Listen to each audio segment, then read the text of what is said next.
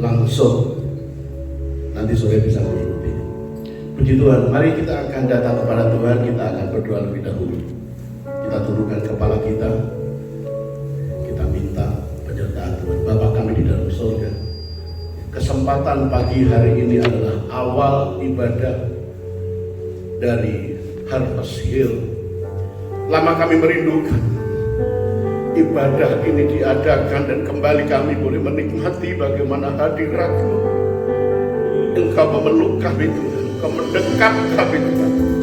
Kami percaya Tuhan, ketika kami datang kepada Tuhan, ada sesuatu yang mengubah kami, dan biarlah iman kami semakin bertumbuh di dalam Tuhan, bertumbuh di dalam pengenalan akan Engkau. Tuhan, Kau pakai ibadah ini dari awal sampai akhir. Kami berdoa juga untuk para pemirsa tayang tunda yang akan mengikuti, karena pagi hari ini mereka belum berani untuk datang bersama-sama ibadah dengan kami. Tuhan, kami menyerahkan ke dalam tangan-Mu supaya Kau memberkati juga secara rohani, supaya mereka mendapatkan sesuatu yang bernilai dari Tuhan. Kami menyerahkan Tuhan acara 1 jam ke depan ini Tuhan, supaya dalam anugerah Tuhan kami boleh melalui di dalam pujian dan penyembahan, dan apa yang menjadi pesan-pesan Tuhan pagi hari ini Tuhan Kau sampaikan Tuhan. Ke dalam tangan-Mu kami menyerahkan seluruh para pelayan-pelayan hamba-Mu.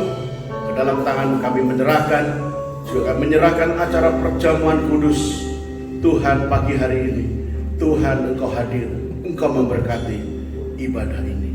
Ke dalam tangan Tuhan kami menyerahkan, di dalam nama Yesus kami berdoa dan mengucap syukur. Haleluya. Yang percaya katakan amin. Haleluya. Beri kemuliaan bagi Tuhan. Lebih meriah lagi. Haleluya. Semangat saudara. Haleluya.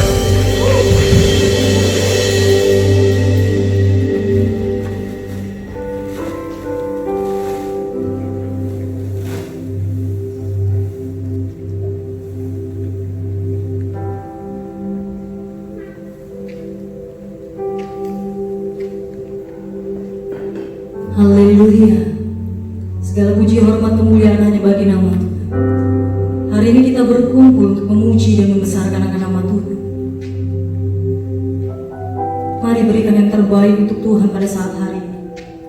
Nyatakan kerinduan-Mu, nyatakan pengharapan-Mu. Kita bersama-sama berkumpul untuk menyatukan hati kita, untuk bersekutu di hadapan Tuhan. Kita akan memuji dan menyembah Tuhan pada saat hari ini. Saya undang semua jemaat untuk bangkit berdiri. Kami mau masuk di hadirat-Mu, ya Bapa. Haleluya. Saat ku masuk ke hadirat-Mu,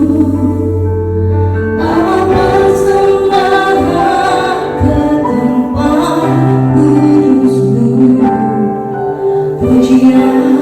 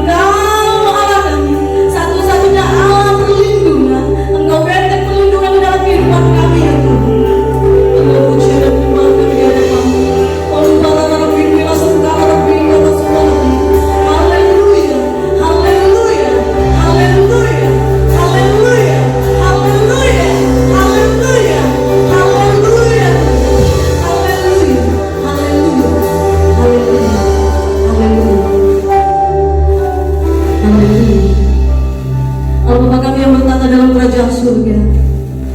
Inilah yang menjadi pujian dan penyembahan kami di hadapan-Mu.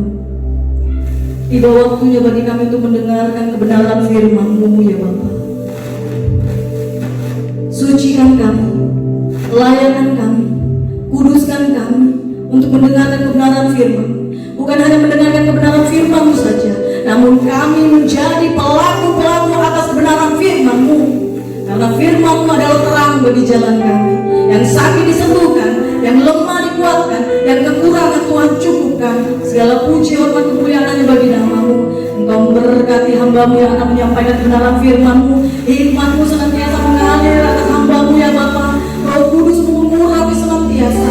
Begitu juga dengan kami yang mendengarkan kebenaran firman-Mu. Kami berdoa ucap syukur, inilah kami Tuhan, kami anak-anak-Mu. Menyerahkan hidup kami hanya ke dalam tangan-Mu. Kami berdoa dan mengucap syukur hanya ke dalam tangan-Mu. Di dalam nama Tuhan Yesus Kristus. Haleluya. Amin. Silakan duduk Bapak Ibu saudara-saudari yang terkasih. Haleluya. Shalom semua. Tuhan memberkati.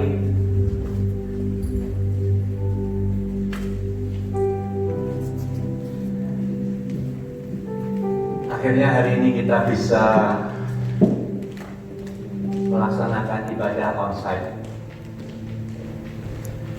Saya percaya saudara dan saya dan kita semua hatinya sudah begitu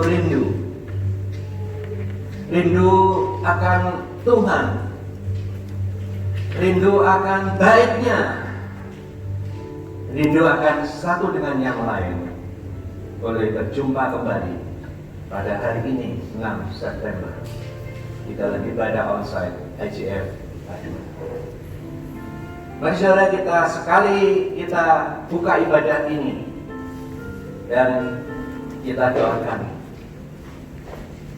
tidak akan ditutup kembali karena sesuatu hal, karena alasan ada yang mungkin terkena sakit.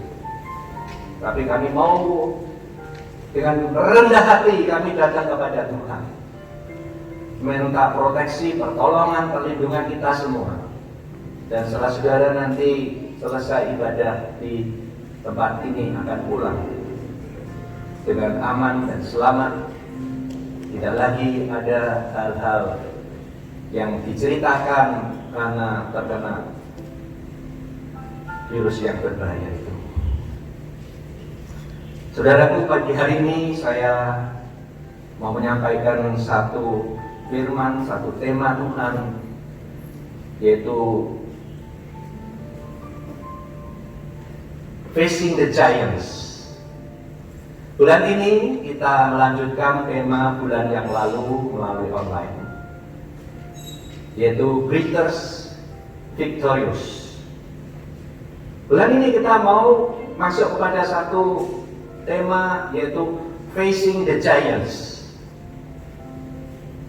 Kita semua masuk kepada bulan-bulan atau hari-hari yang akan datang itu sepertinya sedang menghadapi satu raksasa besar di dalam kehidupan umat manusia. Oleh karena itu kami ajak saudara semua, mari kita datang kepada Dia. Kita dengan bijaksana, kita dengan penuh hati-hati, kita melaksanakan ibadah pada hari ini.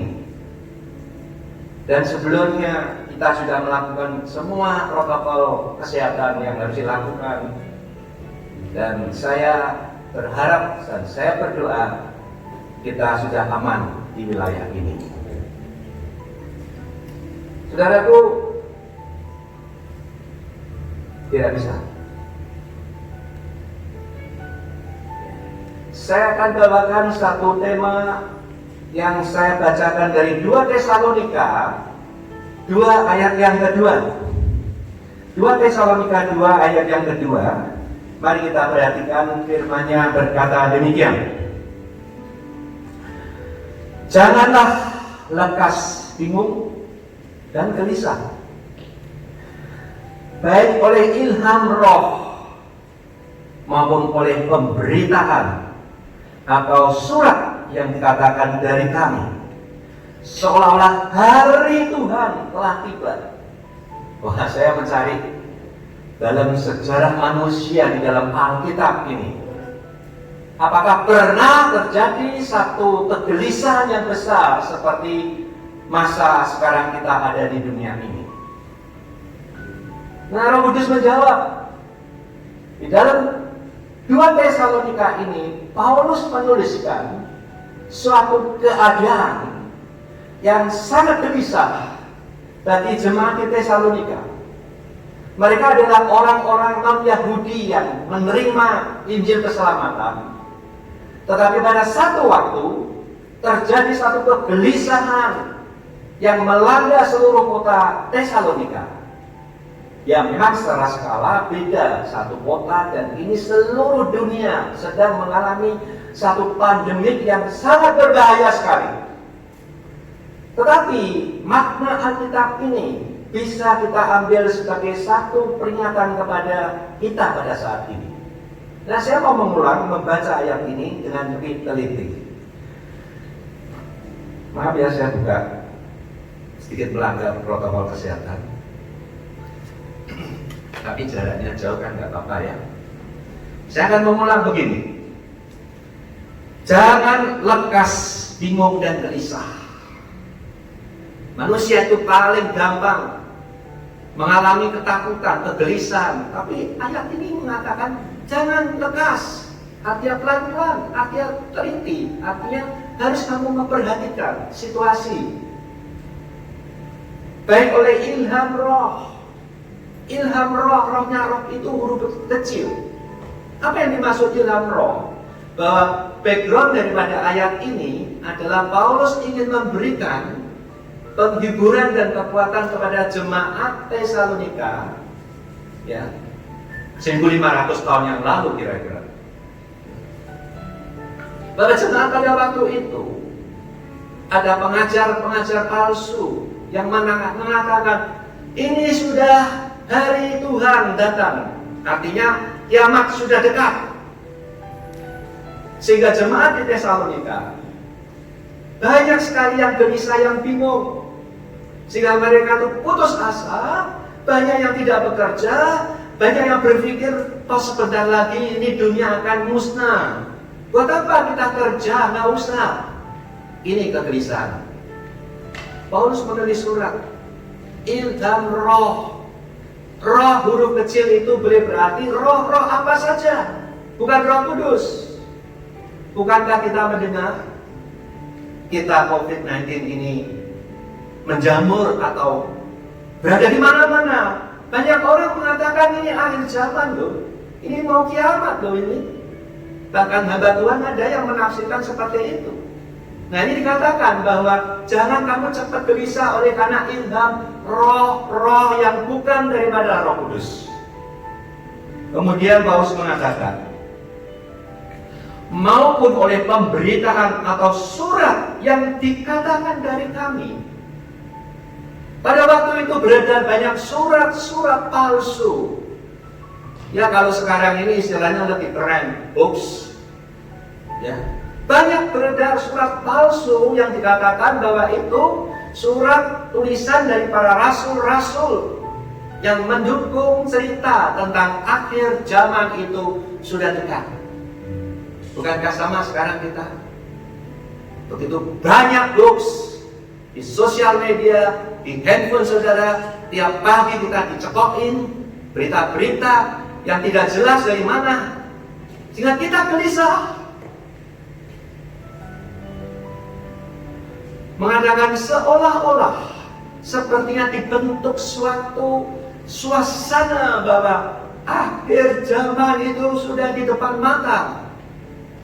Dari situlah Paulus menulis surat ini. Oleh karena saya pikir ini ada banyak kesamaan di masa sekarang ini. Saudaraku, sejak China pada tanggal 11 Januari tahun 2000, otoritas kesehatan China melaporkan kepada WHO, ya, mengatakan bahwa virus jenis baru, ya, Itu sudah terjadi di Wuhan. Jadi kalau Amerika mengatakan China tidak melaporkan ke WHO itu ya karangan-karangan ya mereka hoax. Tapi China sudah mengatakan kepada WHO ada virus yang berbahaya yang terjadi di kota Wuhan. Dan sampai hari ini virus itu masih merajalela. Sudah menyampai 200 negara lebih yang terpapar dengan adanya virus corona ini. Korban yang meninggal, hari ini saya melihat di data yang bisa dipertanggungjawabkan bahwa di Indonesia 5 September yaitu ada 7.940 jiwa sudah mati, meninggal oleh karena terkena virus corona. Ngeri saudara. Dan ada 190.665 yang terkena berdampak positif. Lalu tingkat dunia yang meninggal akibat corona ada 875.000 yang sudah meninggal. Dan yang terbesar adalah Amerika, 191.000 jiwa.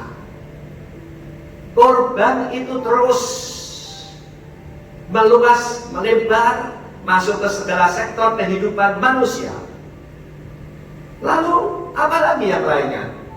Terjadi pengangguran yang besar-besaran di seluruh dunia. Di Indonesia dicatat ada 3.700.000 jiwa atau orang yang nganggur. Kalau benar, mungkin tidak, mungkin bisa 2 kali, bisa 5 kali, bisa berapa kali kita tidak tahu. Tapi statistik ini menulis di dalam sosmed bisa dibaca 3.700.000 belum yang sebelumnya itu nganggur. Berarti memang ini sangat luar biasa. Kemudian pabrik-pabrik, perusahaan, kantor-kantor, banyak yang lockdown, yang tutup. Banyak orang yang kehilangan pekerjaan. Ya. Dan masih banyak lagi kalau kita mau menceritakan dampak daripada corona itu. Sepertinya kita sedang facing the giants, satu raksasa besar. Seperti Daud melawan Goliat, seperti Elia melawan para nabi-nabi Baal. Seperti itu kondisinya sepertinya. Nah, saudara, termasuk gereja terkena dampaknya. Ya, sejak Maret 22 Maret di tempat ini, kita hari terakhir itu ibadah. Ibadah apa? Pemberkatan nikah jemaat kita. Setelah itu tutup sampai hari. Nah, saudara, dampak yang besar ini membuat banyak orang kehilangan suatu kepercayaan, keyakinan diri. Tetapi kita punya pemimpin yang luar biasa. Presiden Jokowi mengatakan kita harus hidup bersahabat dengan corona. Ya, pertama saya dengar ini agak heran, saudara. Loh, ini penyakit yang berbahaya. Kita harus bersahabat. Tetapi setelah kita mendengarkan penjelasan berikutnya, kita mengerti bahwa memang kita harus bersahabat. Artinya bersahabat adalah memang dia ada di sekitar kita. Kita tidak bisa melawan dia. Sebelum vaksin itu ditemukan, ya puji Tuhan sudah ketemu, dan sekarang Indonesia termasuk salah satu negara yang diberi kesempatan untuk menjadi negara tes COVID ini, vaksin ini. Januari sudah selesai. Saudara, Presiden kita mengatakan ada sesuatu yang harus kita hidup berdampingan dengan dia. Dampak gereja itu sampai sekian jauh belum selesai. Sampai hari ini, jujur masih banyak gereja yang tutup, yang online. Memang online baik ketika keadaan terpaksa. Tetapi online itu tidak menyelesaikan masalah kebutuhan spiritual kita. Ya, waktu kita hari Kamis kemarin, saya ada online meeting dengan para pendeta, ya, menceritakan bahwa ibadah online tidak menyelesaikan. Apa mungkin baptis orang online? Yuk kamu di sana ya, lihat TV ya, tunggu komando saya 1, 2, 3 nyemplung air baptis, bisa? Tidak bisa. Nggak bisa. Pernikahan bisa? Siap ya? Di situ ya? Saya nikahkan ya? Bisa? Nggak bisa. Lalu juga kita mengatakan jika orang sakit, panggillah para penatua datang untuk mendoakan. Ada sesuatu spiritual touch yang harus dikerjakan di dalam gereja ini. Dan juga kita harus tahu bahwa Allah kita, Allah yang ingin bersekutu dengan kita. Jadi kalau ini kita terus menerus ya, terus menerus kita online, ya memang tidak ada salahnya. Gereja yang masih online ya, saya juga mengatakan itu memang jalan keluar yang baik. Tapi kalau memungkinkan, seperti kita hari ini, kita bisa onsite. Ada hal kebutuhan spiritual yang tidak bisa diwakilkan dengan online saja. Dan saudara, alasan daripada IGF ini mengadakan ibadah onsite melalui satu proses. Setelah 31 Agustus kami memutuskan untuk mulai buka ibadah online onsite ini. Kita mulai hari ini. Nah saudara, sekarang kita mau masuk kepada satu penyesuaian diri dalam pancaroba dunia yang sedemikian luar biasanya. Ya kalau saya menggunakan ilustrasi-ilustrasi nanti dalam khotbah ini, kalau ada orang yang mirip dengan apa yang saya ceritakan, ya saya mohon maaf, tapi tidak bermaksud untuk menuju kepada salah satu orang atau menuju kepada gereja. Nah saudara, pancaroba iklim dunia itu kita harus menyesuaikan. Kalau di luar negeri ada musim dingin dan musim panas. Ketika musim dingin itu tiba, kita harus menyesuaikan. Kita tidak bisa pakai lagi t-shirt, tidak bisa pakai lagi celana pendek, tidak bisa lagi kita bermain di pantai. Tapi kita kalau mau selamat harus pakailah baju atau pakaian yang untuk musim dingin. Itulah yang dinamakan penyesuaian diri. Nah, saya mengutip seorang ahli ya, psikologi, dosen Undip, guru besar bernama Anastasia Ediati, PhD. Dia mengatakan pada masa PSBB ini ya, banyak orang sulit untuk bisa terus bertahan di dalam kondisi seperti ini.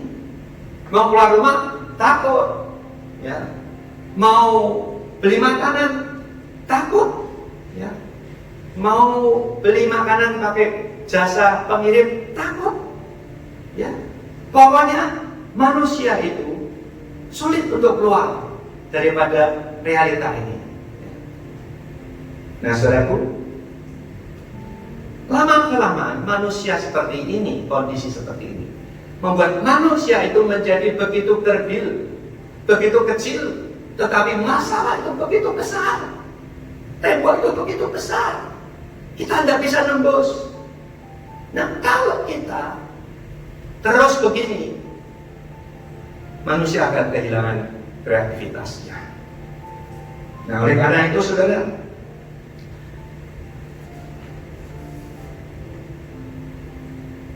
guru besar pedagogik ini, pedagogik sosial, guru mengajarkan tentang ilmu sosial, ini mengatakan, jadilah pribadi-pribadi yang tertransformasi di era pandemi ini. Nah, saya setuju. Ya, kita jadi pribadi-pribadi yang tertransformasi di tengah-tengah pandemi ini. Nah, kemudian saya coba mencari sumber-sumber yang mungkin bisa memecahkan apa sih keadaan manusia, saudara dan saya dan banyak orang di dunia ini pada saat ini. Bagaimana bisa melewati ini, bisa menembus tembok ini? Yaitu saya temukan seorang pakar pedagogik sosial dari Jerman, namanya Tom Sneger. Nanti bisa buka ya di ini apa materi yang diajarkan di situ ada. Dia mengatakan manusia perlu belajar tentang iklim yang dihadapi dalam kehidupan yang terus berubah, mengalami pancaroba ini. Dia mengatakan ada 3 iklim zone manusia yang harus tahu. Yang pertama dikatakan, next, Slide. Nah, ada 3 masa ini kita perlu belajar ya. Ada 3 masa, yaitu yang pertama panic zone, iklim panik.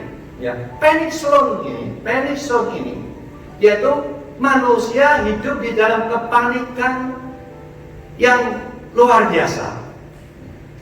Ya, memang ketika kita lihat namanya corona ini berbahaya, orang begitu kena karena belum ada solusi, belum ada, langsung beberapa hari mati, meninggal. Panik, manusia menjadi begitu panik. Ya. Panik itu artinya bisa menjadi orang-orang yang ya paranoid ya, takut segala-galanya. Nah, saudara, panic zone ini yang dikatakan yaitu gelisah. Kita terus hidup dalam kegelisahan, dalam kecemasan, dalam ketakutan, stres, tegang, frustrasi, jiwanya capek, lelah. Betul? Kita semua alami, jujur, tegang, stres, mau apa-apa nggak bisa jalan. Ya. Kalau gini terus, baru 6 bulan, saudara pasti merasa, wah ini sudah lelah. Nah, panic zone ini yaitu membuat orang itu nggak berani bergerak apa-apa. Saya juga mengalami panic zone, panic buying, pergi toko beli apa saja, seolah-olah besok itu mau perang dunia ketiga. Beli, takutnya nanti nggak dapat kebagian. Di luar negeri, di Australia, mall semuanya dikuras, barangnya habis. Terjadi panic zone, terjadi panic buying, segalanya menjadi panik, saudara. Nah, saudara, ayo, sejak Januari sampai hari ini sudah 9 bulan ya. Apakah kita masih hidup di panic zone? Seharusnya tidak.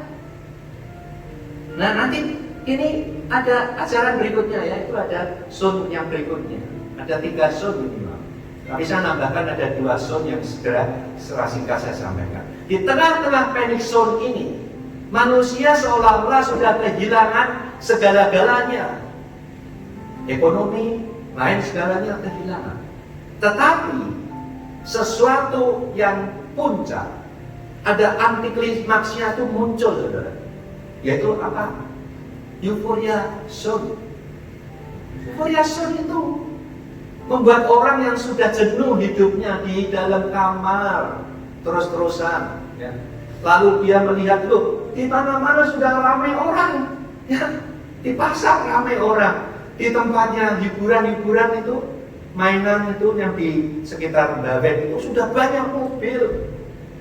Euforia, kesenangan muncul yang tidak terkendalikan, sehingga mereka itu lupa bahwa sebenarnya pandemik ini masih ada di dalam hidup kita. Sehingga mereka apa? Ya, saudara pernah dapat kiriman video mall tentram dibuka, di atasnya ada ikan paus. Ya, kemarin saya ketemu orang, loh itu akuarium kok ada di atas loteng, di atas plafon. Ya, kita ini dibohongin oleh teknologi. Itu hanya permainan daripada apa? IT. Di China itu rumah-rumah itu sudah ada itu. Lantai diklip bisa keluar ikannya, diklip sudah bisa keluar pohonnya. Itu tanda-tanda ya, euforia zone. Manusia akan pindah ke situ. Tetapi yang baik adalah mari kita pindah ke learning zone, stretch zone. Kita ditarik. Ya. Kamu harus tahu keadaan sekarang seperti ini. Kamu harus berubah, belajar. Belajar apa? Belajar fenomena baru. Ya, new normal. Belajar apa? Kalau Anda belajar, saudara dan saya belajar, akan semangat. Hidup ini beda. Oh, ada harapan. Berani ambil risiko. Ya. Berani maju, berani menghadapi tantangan. Belajar hal-hal yang baru. Nah, saudara, ini semua harus kita lewati. Kata Tom Snecker. Lalu yang ketiga, adalah comfort zone. Ya. Tempat di mana kita setelah melewati panic zone, kita masuk ke learning zone, belajar. Dia belajar. Ya, saya percaya di tengah-tengah kesulitan ini ada hal-hal yang bisa kita dapatkan, ada benefit yang bisa kita dapatkan. Ada teman saya mengatakan di tengah-tengah pandemi ini ternyata saya mendapat banyak rezeki. Kenapa? Ketemu dengan orang-orang yang mendapat dorongan ya dari pemerintah untuk barang-barang pembagian sosial, dia dapat omset.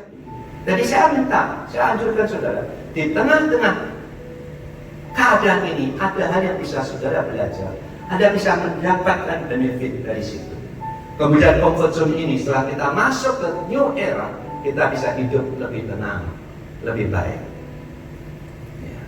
Nah, comfort zone ini kalau tidak hati-hati, orang akan menuju kepada satu yang anti klimaks, yaitu suicidal zone. Artinya bunuh diri, bukan bunuh diri secara fisik, tapi bunuh diri. Dia menganggap wah ini udah nggak ada harapan, lalu dia quit, dia pergi, dia keluar. Seperti jemaat Tesalonika, pergi, dia nggak mau kerja. Itu adalah jalan bunuh diri. Nah, saudara, sebagai penutup saya mengatakan, apa yang kita bisa lakukan sekarang? Ada seperti Paulus mengatakan di dalam 2 Tesalonika 3, judulnya apa? Kalau Anda bawa Alkitab, judulnya di sana adalah berdoa dan bekerja. Berdoa dan bekerja. Nah, saya mau singkat saja. Berdoa dan bekerja. Ada 3 hal yang singkat saya mau katakan. Ayo kita beriman. Setelah kita belajar, kita ngerti, kita tahu apa yang bisa kita hindari, kita belajar. Itu namanya iman. Imun, jaga kesehatan. Jangan makan di sembarangan tempat. Ini makan makanan yang sehat, yang bersih, olahraga, cukup tidur, ya bisa minum vitamin. Lalu ingat akan protokol kesehatan yang pemerintah sudah terapkan, sudah gariskan kepada kita. Kalau kita jalankan itu, niscaya kita akan dimenangkan daripada peperangan terhadap the great giants, yaitu pandemi ini. Ya, Tuhan memberkati kita semua. Mari kita masuk kepada perjamuan kudus. Ya, kita siapkan hati kita. Ada banyak perubahan. Perjamuan kudus tidak lagi dibagi. Saudara semua ketika masuk sudah ambil, sudah dapat semua. Yang belum dapat bisa angkat tangan.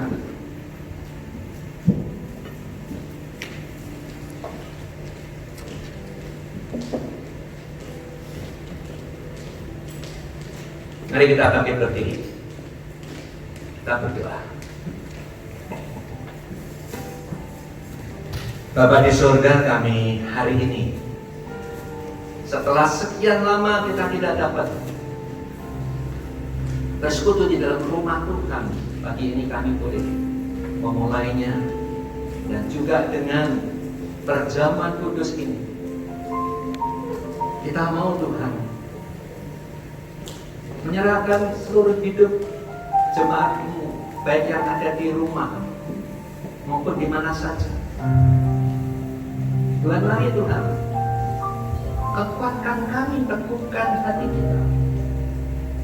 Jangan seperti jemaat di 2 Tesalonika dalam keadaan yang bingung dan bimbang, tidak mau bekerja, tidak mau ngapa-ngapain, tapi kami mau terus bergerak maju di tengah-tengah kondisi apapun juga dengan memperhatikan aturan-aturan kesehatan. Mari sedang jemaat kita angkat roti kita tinggi. Perjamuan kudus ini adalah satu perjamuan akhir daripada Tuhan Yesus di tengah-tengah muridnya dan di tengah-tengah dunia ini. Dia mengatakan, inilah tubuhku yang dipecah-pecahkan untuk engkau, untuk menyertai engkau, supaya aku ada di dalam engkau dan engkau ada di dalam aku. Karena itu mari kita menerima roti perjamuan kudus ini sebagai peringatan akan Tuhan Yesus yang sudah mati di atas kayu salib, melindungi saudara, menebus dosa saudara, memberikan harapan masa depan yang tidak mengecewakan. Terima kasih Bapa. Mari kita akan terima perjamuan ini, katakan di dalam nama Yesus, dan mari kita makan bersama.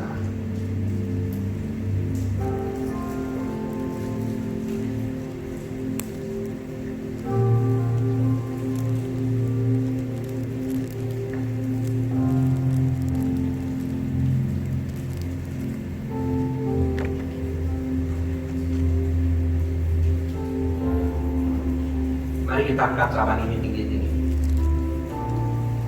Anggur yang ada di dalam cawan ini sebagai lambang darah Yesus yang sudah mati di atas kayu salib.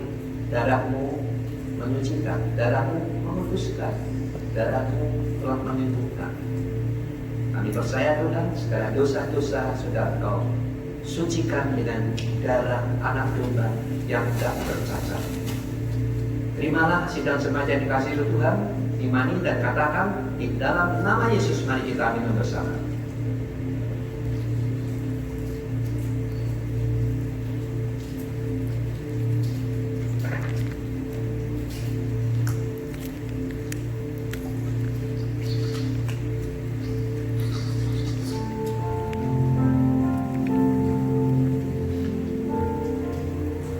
Mari kita naikkan pujian karya terbesar.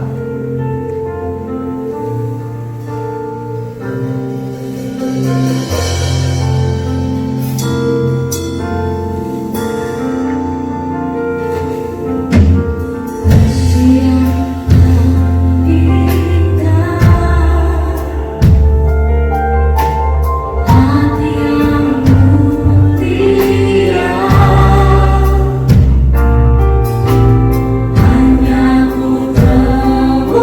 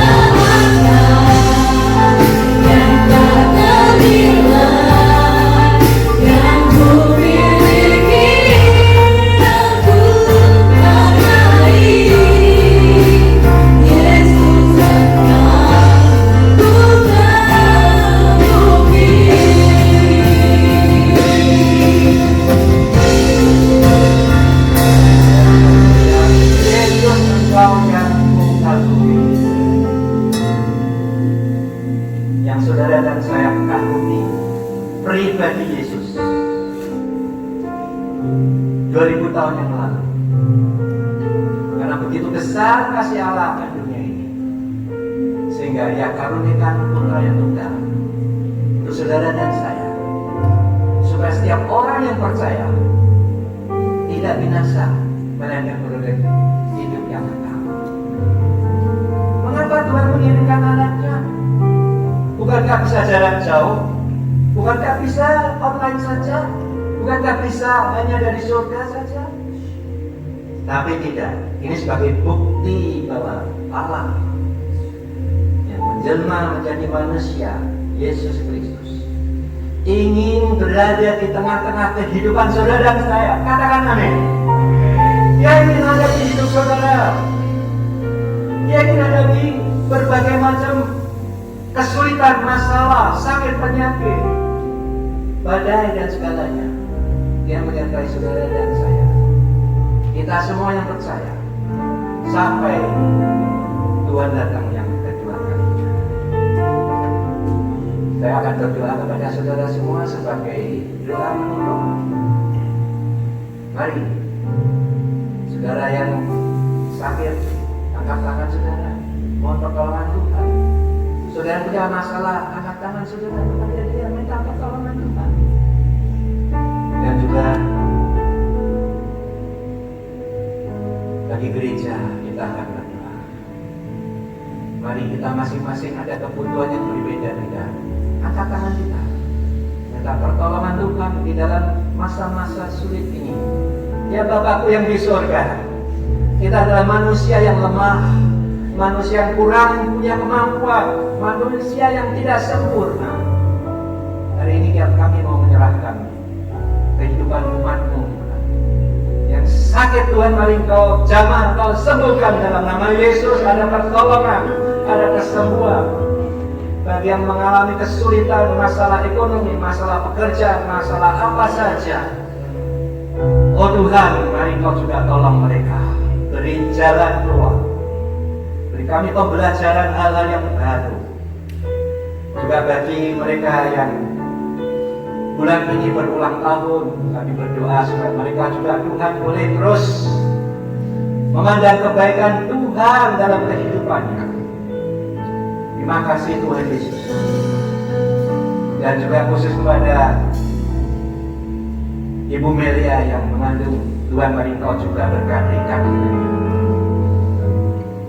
Padahal benih unggul yang ada di dalam rahimnya, kelak pada satu hari boleh melihat akan terang Yesus di tengah-tengah dunia ini.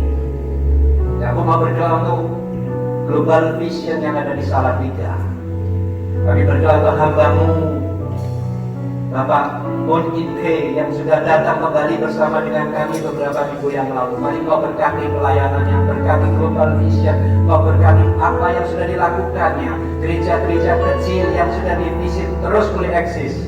Kau berkati Pak Mun, istri dan anak-anak menantu semua diberikan panjang sabar, panjang umur, panjang kesehatannya. Apa segala yang dikerjakan berhasil.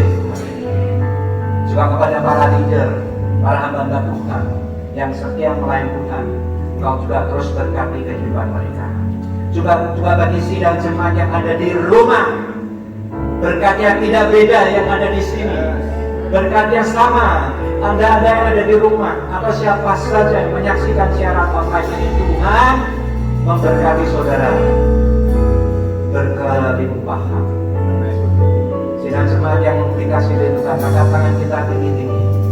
Tuhan, kiranya kasih-Mu, penyertaan-Mu, rahmat-Mu ada atas jemaat-Mu Tuhan, baik yang istri maupun di rumah. Jauhkan kiranya kami semua daripada, oh Tuhan, virus yang berbahaya corona ini. Makanya kita bisa hidup berdampingan, bahkan kita satu hari akan memenangkan peperangan ini. Dan banyak orang boleh dilepaskan daripada maut.